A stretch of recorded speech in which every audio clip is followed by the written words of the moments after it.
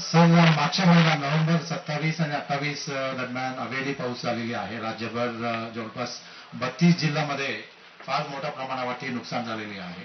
राज्यामध्ये 8 लाख हेक्टरमध्ये नुकसान झालेले आहे. त्यापैकी सर आज राज्य शासनाच्या वतीने आपण नुकसान भरपाईची सर्वप्रथम सुरुवात करतो आहे.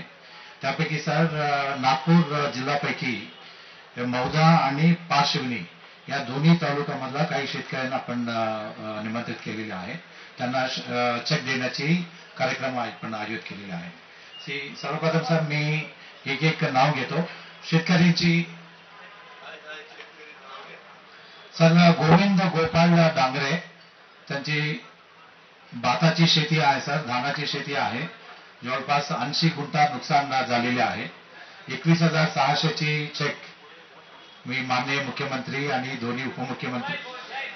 जी सर, 27 नोव्हेंबरचे सर.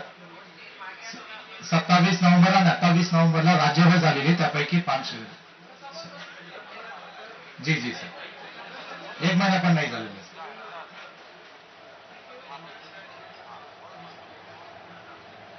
सर. त्यानंतर सर रागे सदाशिव आखारे,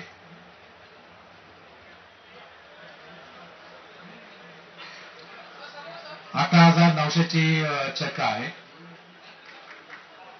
त्यानंतर सर सूर्यभान विठोबा डांगरे,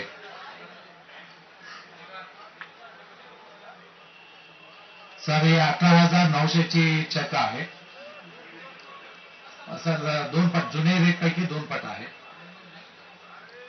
सर. त्यानंतर श्रीकांत जागो किरपान, हा सर 21,600 रुपयाची चेक आहे. धानची शेती आहे सर. सर त्यानंतर योगेश पात्रे,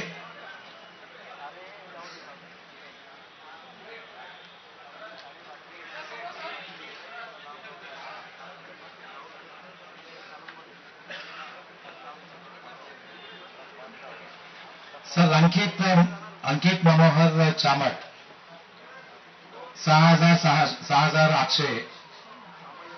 त्याची 50 गुंठाची नुकसान झालेली आहे. सर त्यानंतर धर्मपाल नागोजी तेलंगराव, त्यांची 20,520 रुपये आहे. 76 गुंठामध्ये नुकसान झालेली भाताची शेती आहे सर.